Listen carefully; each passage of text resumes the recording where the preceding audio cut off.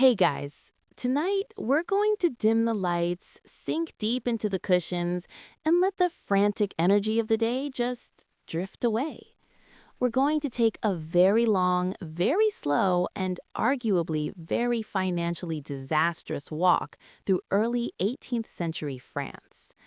We're talking about a time when a nation, desperate to escape a mountain of debt, decided to put all its chips on a vast, mosquito-ridden swamp in North America, all thanks to a charismatic, possibly insane Scottish gambler.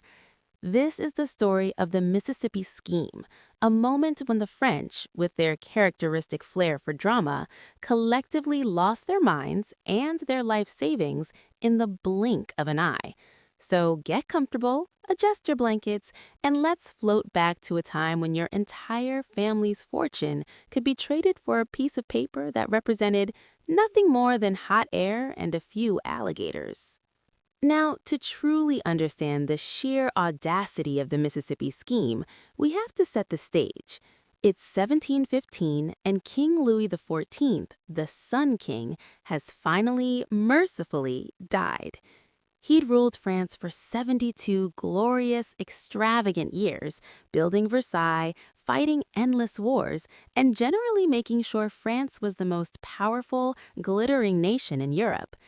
The problem was, all that glory came with an absolutely staggering price tag. When Louis XIV died, he left France with a national debt so enormous it was practically its own mountain range.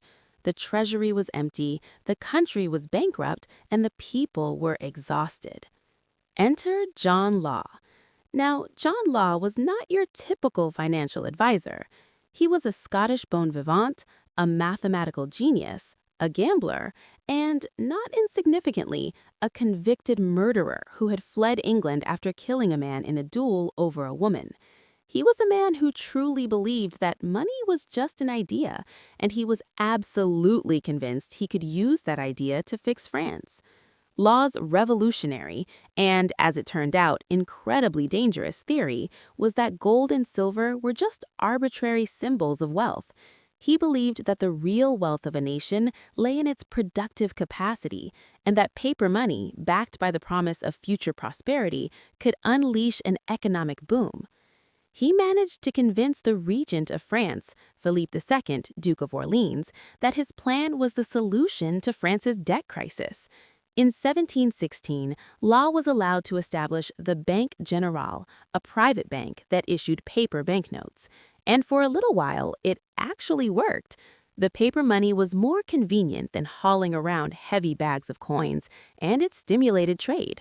The French economy started to breathe again. But Law had bigger plans. In 1717, he created the Compagnie de la Louisiane, later renamed the Compagnie d'Occident, or the Mississippi Company. This company was granted an exclusive monopoly on trade with the vast, unexplored French territories in North America, specifically the Louisiana Territory. Now, the reality of Louisiana at the time was that it was mostly just a vast, humid swamp, filled with alligators, mosquitoes, and a few scattered trading posts. It was hardly a bustling center of commerce. But John Law was a master of marketing. He began to paint a picture of Louisiana that was less swamp and more literal El Dorado. He circulated incredible stories of mountains made of solid gold, rivers paved with emeralds, and a climate so perfect that the crops practically harvested themselves. He claimed that the native populations were eager to trade vast quantities of furs and precious metals. It was a fantastical vision, a dream of endless wealth just waiting to be tapped. The French public, desperate for a ray of hope after years of war, poverty, and national gloom, absolutely swallowed it. They were captivated by the promise of exotic riches from a far-off land. They began to trade their dwindling gold and silver coins for Law's paper money, and then used that paper money to buy shares in the Mississippi Company. The demand for these shares was so intense that the Rue de Quincampoix, a narrow street in Paris where the shares were traded, became the frenzied heart of the new financial universe. People would wait for days, jostling for position in the chaotic street just for the chance to buy a few shares. Stories from the time describe dukes and duchesses disguising themselves as servants just to get a spot in the long lines, eager to buy into the latest sensation. The frenzy became so extreme that a clever, opportunistic, humpbacked man reportedly made a fortune simply by renting out his back as a writing surface for traders to sign their contracts. Because why not monetize a physical deformity when there's a bubble to be inflated? The share prices didn't just climb, they skyrocketed. In early 1719, a share in the Mississippi Company might cost around 500 livres. By the end of the year, it was worth an astonishing 10,000 livres. People became millionaires overnight, a term that was actually coined and popularized during this very craze. A simple seamstress or a lowly footman might suddenly find themselves wealthier than an old noble family, all on the strength of a few slips of paper that represented nothing more than hot air and a few alligators. John Law himself became the most powerful man in France. He was appointed Controller General of Finances, practically running the entire country.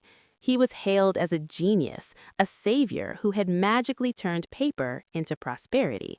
The entire nation seemed to be operating on a collective high, convinced that the good times would never end and the gold of Louisiana would soon be flooding into the streets of Paris. So, the Rue de Quincampoix had become the center of the known universe, and John Law was the sun around which every desperate duke and lucky laundry girl revolved. But here's the thing about bubbles. They require a constant, frantic pumping of air to stay aloft, and John Law was beginning to run out of breath. To keep the share prices climbing, he had to keep the fantasy of Louisiana alive, and that required more than just pamphlets and rumors. It required bodies. Law realized that if the public ever stopped to think about what was actually in Louisiana, the whole house of cards would come tumbling down. So he doubled down on the theater. He organized a massive recruitment drive to send settlers to the New World. But since most sensible Frenchmen had no desire to leave their cafes for a swamp full of malaria, Law had to get creative with his volunteers. He cleared out the prisons. He emptied the hospitals and the poorhouses. He even offered bounties to couples who would marry on the spot and board a ship for the colonies. There were mass weddings of people who had known each other for all of 5 minutes, followed by a somber march to the ports. To the people in Paris, this looked like progress. To the people on the ships, it was a death sentence. But Law needed the image of a bustling colony. He even staged that famous, slightly pathetic parade where he hired thousands of Parisian beggars, gave them shiny new shovels, and marched them through the streets. He told the watching crowds that these were miners heading off to harvest the emeralds of the Mississippi. Of course, once the parade was over and the crowds went home, most of those miners sold their shovels for a glass of wine and disappeared back into the slums. They never even saw a ship, let alone a swamp.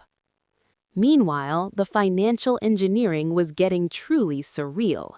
To keep the stock price moving up, Law's bank, the Banque Royale, just kept printing paper money. If people needed cash to buy more shares, Law gave them the cash. It was a closed loop of insanity. The more paper he printed, the more the shares cost. The more the shares cost, the richer everyone felt. But inflation was starting to rear its ugly head. The price of bread, meat, and rent in Paris began to skyrocket because there was so much paper money floating around and so few actual goods. By early 1720, the smart money started to get an itch at the back of its neck. A few high-ranking nobles, like the Prince de Conti, decided it was time to cash out. Conti sent 3 wagons to Law's bank to demand that his paper shares be converted into actual gold and silver coins. Law was furious. This was a betrayal of the system, but he had to comply. When the public saw wagons full of gold leaving the bank, the seed of doubt was finally planted. The doubt turned into a chill, and the chill turned into a full-blown frost. People started to realize that you couldn't eat a Mississippi share, and you couldn't pay your landlord in potential emeralds. In May 1720, Law tried to devalue the shares and the paper money by half to bring them closer to reality. It was an honest move in a dishonest game, and it was a disaster. The public didn't see a market correction, they saw the end of the world. The Rue de Quincampoix, which had been a place of dreams, became a place of nightmares. The crowds were so dense and so angry that people were literally crushed to death against the walls. The bank runs were constant. Thousands of people stood outside the Bank Royale in the summer heat, clutching their paper notes, demanding the gold that Law had promised was there. But the vaults were empty. The gold was a ghost. Law's transition from savior of France to most hated man in the world happened in a matter of weeks. He was attacked in his carriage. He had to hide in the royal palace to avoid being torn apart by the mob. By December 1720, the man who owned half of France fled across the border into Brussels, disguised and penniless, leaving behind a nation that was physically and emotionally shattered. As we leave the angry streets of Paris and the silent, empty bank vaults, just feel the weight of that realization. The paper is just paper. The shovels are gone. The miners are back in the gutters, and the dream of the Mississippi has dissolved into the mist. Part 3. The South Sea Echo, when the English caught the fever. So, the French had effectively burned their financial house down trying to stay warm with paper money, and John Law was currently looking out of a carriage window at the French border, probably wondering where it all went wrong. But, as we've seen in this little tour of human frailty, madness is remarkably contagious. Across the English Channel, the British had been watching the French millionaires with a mixture of suspicion and, more importantly, intense, burning jealousy. They decided that if the French could get rich off a swamp, the English could certainly get rich off a sea. We are floating into London now, specifically into the narrow, smoke-filled labyrinth of Exchange Alley. It's 1720, the same year the French bubble popped, but in London, the party was just getting started. The guest of honor was the South Sea Company. Now, the South Sea Company was essentially a mirror image of Law's Mississippi scheme. They were granted a monopoly on trade with the South Seas, which was just a fancy way of saying South America. The pitch was identical: gold, silver, and exotic riches beyond your wildest dreams. The slight problem, and there's always a slight problem, isn't there, was that Spain actually owned South America, and Spain was not exactly in the habit of letting British merchant ships wander into their ports to fill up on silver. The monopoly was essentially a permission slip to visit a place you weren't allowed to enter. But the directors of the South Sea Company were masters of the don't look at the man behind the curtain school of business. They didn't talk about Spanish galleons or naval blockades. They talked about the vibe of wealth. To make the stock even more attractive, the company offered to take over Britain's national debt. It was a massive shell game. The government felt better because the debt was gone, and the public felt better because the government was backing the company. It was a loop of confidence that had no actual floor. By the summer of 1720, South Sea shares had shot up from £128 to over £1,000. London went into a state of collective delirium that made the French craze look restrained. It wasn't just the professional traders, it was the entire social fabric. Ladies-in-waiting, bishops, poets, and even the king's mistresses were pouring their gold into South Sea stock. This was the era of the Change Alley frenzy. The coffee houses, like Jonathan's and Garraway's, became the temples of this new religion of greed. But the truly weird part, the sleepless historian part, was the bubble companies that grew in the South Sea's shadow. Because the main company was doing so well, hundreds of smaller, increasingly absurd companies started popping up to catch the crumbs of the public's cash. This is where we get into the peak of 18th century snark. There was a company formed to import jackasses from Spain, because clearly England didn't have enough of them already. There was a company for a wheel for perpetual motion, which is a great investment if you plan on living forever. There was even a company to furnish funerals to any part of Great Britain, which, in hindsight, was probably the most honest business plan of the bunch. But the absolute winner, the gold medalist of the bubble era, was the company famously advertised as for carrying on an undertaking of great advantage, but nobody to know what it is. Think about that for a second. The promoter literally told people, "Give me your money and I won't tell you what I'm doing with it," and people did. He opened his office in the morning, collected £2,000 in deposits, a fortune at the time, and by the time the sun went down, he had closed the door and disappeared forever. He was the only person who actually made a great advantage out of that undertaking. Even Sir Isaac Newton, the man who literally figured out gravity works, couldn't resist the pull of the bubble. He invested, sold for a profit, saw his friends getting even richer, and then bought back in at the absolute top. He lost £20,000, millions in today's money. He famously said, "I can calculate the motion of heavenly bodies, but not the madness of people." It's comforting in a way to know that even the smartest man in history can be a complete disaster with his 401k. The end, when it came, was just as brutal as it was in Paris. The South Sea directors started selling their own shares, the secret got out, and the wind trade turned into a hurricane. By September 2020, the stock was in free fall. People who had been planning to buy dukedoms in August were looking for work as street sweepers in October. The Chancellor of the Exchequer was sent to the Tower of London, and the country was left with a financial hangover that lasted for decades. As we leave the quiet, bankrupt coffeehouses of London, just feel the weight of the silence. The jackasses haven't arrived. The perpetual motion wheel has stopped. The undertaking of great advantage is just a memory in a dusty ledger. So the British were left nursing their empty wallets and their bruised egos, and Sir Isaac Newton went back to his telescopes, presumably finding the predictable orbits of the planets much more relaxing than the erratic behavior of his neighbors. But while the commoners were losing their life savings to wind, the monarchs of Europe were busy paying a much more intimate, much more physical debt. We're floating away from the foggy banks of the Thames now, heading south, over the sun-drenched Pyrenees, and into the dark, stiflingly formal palaces of Spain. We're going to talk about the Habsburgs, a family that decided the best way to keep power was to keep the family entirely within the family. The Habsburgs were the ultimate practitioners of the royal loop. They looked at their family tree and decided it didn't need branches.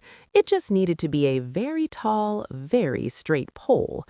For generations, they married cousins to cousins and uncles to nieces. It was a strategy designed to consolidate land and titles, but nature has a way of charging interest on those kinds of debts. And in the late 17th century, that debt finally came due in the form of Charles II of Spain, a man known to history as El Hechizado, the Bewitched. Charles was the final result of centuries of genetic recycling. To give you an idea of the math, a normal person has 32 unique ancestors in their fifth generation. Charles II had only 10. His inbreeding coefficient was actually higher than that of a child born to two biological siblings. He was, quite literally, a genetic dead end, a walking museum of everything that can go wrong when you treat your family tree like a closed-circuit television. The most visible sign of this was the Habsburg jaw. It was a lower jaw so pronounced, so jutting, that Charles couldn't properly close his mouth. His tongue was oversized, leading to constant drooling and making it nearly impossible for him to chew his food or speak clearly.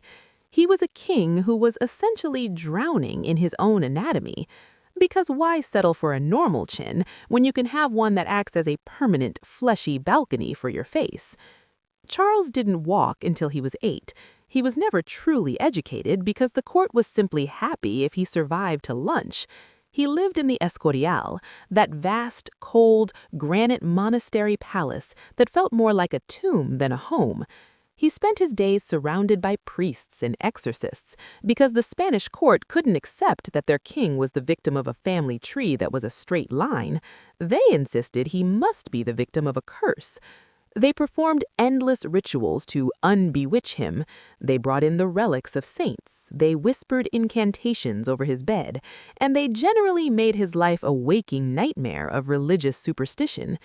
Charles, for his part, was a gentle, sad soul who mostly just wanted to be left alone to play with his toys or stare out at the mountains.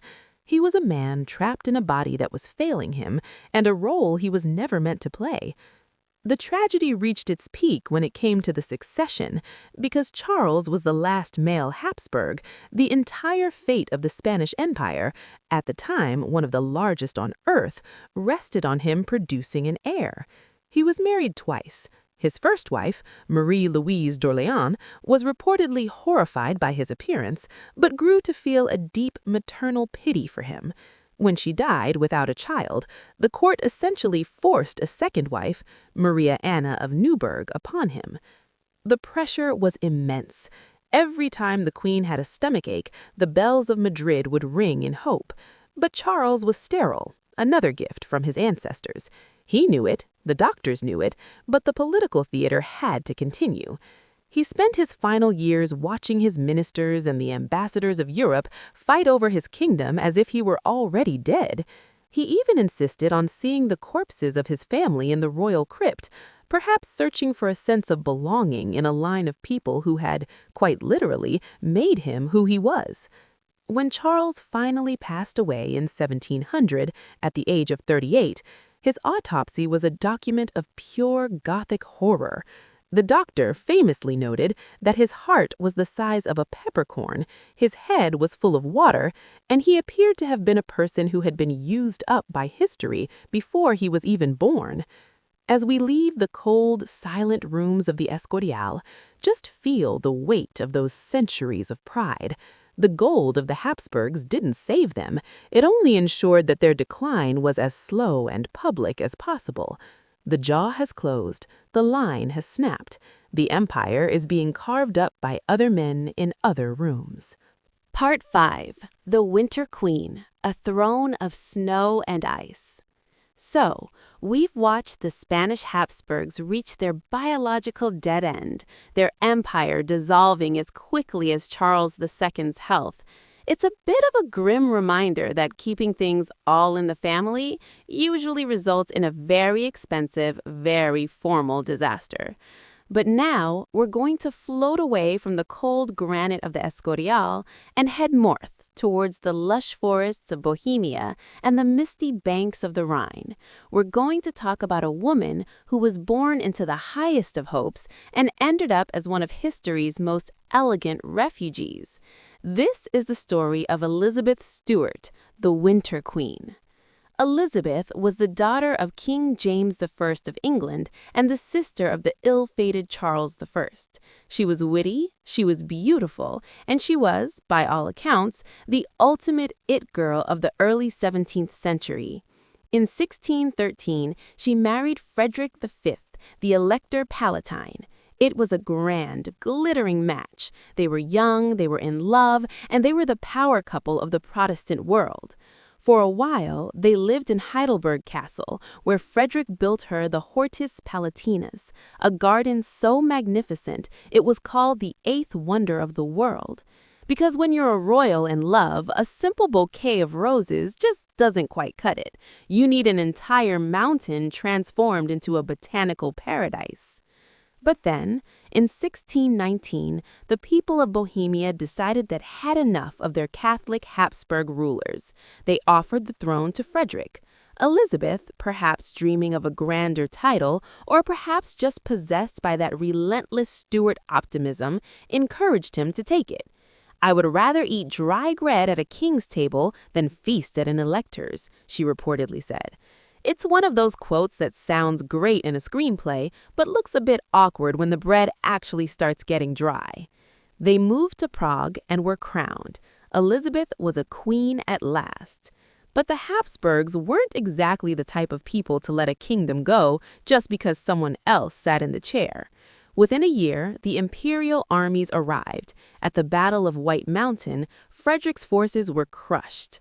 The Winter King and his queen were forced to flee Prague in such a hurry that they reportedly left behind jewels, clothes, and even their youngest son's favorite toys. They had ruled for just one winter. From that point on, Elizabeth became the Winter Queen, a title that sounds poetic and crystalline, but actually just meant she was a monarch without a country. For the next 40 years, she lived in exile in The Hague. She went from the eighth wonder of the world to living on the charity of her Dutch relatives and whatever funds she could beg from her brother in England. Elizabeth's life in exile was a long, slow exercise in maintaining dignity while everything else fell apart. She had 13 children, many of whom she barely saw as they were sent off to various courts or wars. She watched from afar as her brother, King Charles I, lost his head on a scaffold in London. She saw her husband die of a fever, leaving her a widow in a foreign land with a mountain of debts that would have made John Law blush. Yet, she never stopped acting like a queen. She kept a small, ragged court. She surrounded herself with her beloved hunting dogs and her books. She was a prolific letter writer, sharp-tongued and observant, watching the 30 Years' War tear Europe apart from the sidelines. She was a woman who had lost her throne, her husband, and her home, but she refused to lose her style. The irony, this sleepless historian irony that keeps us up at night, is that while Elizabeth never sat on her throne again, her bloodline won the long game. When the Stuart line in England finally ran out of heirs, it was Elizabeth's grandson who was invited to take the throne as George I. Every British monarch since, including the present ones, is a direct descendant of the Winter Queen. She didn't keep her kingdom, but she provided the DNA for the next 3 centuries of British history. She finally returned to England in 1661, an old woman coming home to a country she hadn't seen in nearly 50 years. She died shortly after, finally finding a permanent home in Westminster Abbey. As we leave the misty canals of The Hague and the quiet corner of the Abbey, just feel the cool air of a Bohemian winter. The gardens of Heidelberg are in ruins, the dry bread has been eaten, the Queen is finally warm. So, we've watched the Winter Queen trade her botanical wonders for a lifetime of exile, proving that sometimes the king's table is a bit less stable than advertised. But while Elizabeth Stuart was keeping her dignity in the damp Dutch air, another queen was losing her grip on reality in the sun-soaked palaces of Lisbon. We're floating south now, across the Bay of Biscay, past the rocky coast of Portugal, to meet a woman whose life was a long, slow descent into a very specific kind of religious terror. This is the story of Maria I of Portugal, often called Maria the Pious, and eventually, inevitably, Maria the Mad. Maria was born in 1734 into a world that was literally about to fall apart. When she was 21, the Great Lisbon earthquake struck. It was one of the deadliest disasters in history, a triple threat of an earthquake, a tsunami, and a citywide fire that leveled Lisbon and shook the faith of the entire Enlightenment.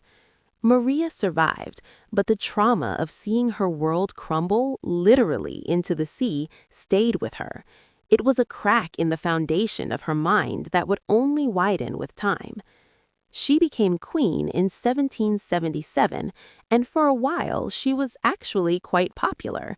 She was deeply religious, hence the nickname the Pious, and she spent a lot of time trying to fix the administrative mess left behind by her father's powerful and somewhat terrifying prime minister, the Marquis of Pombal. But Maria's piety wasn't the peace be with you kind.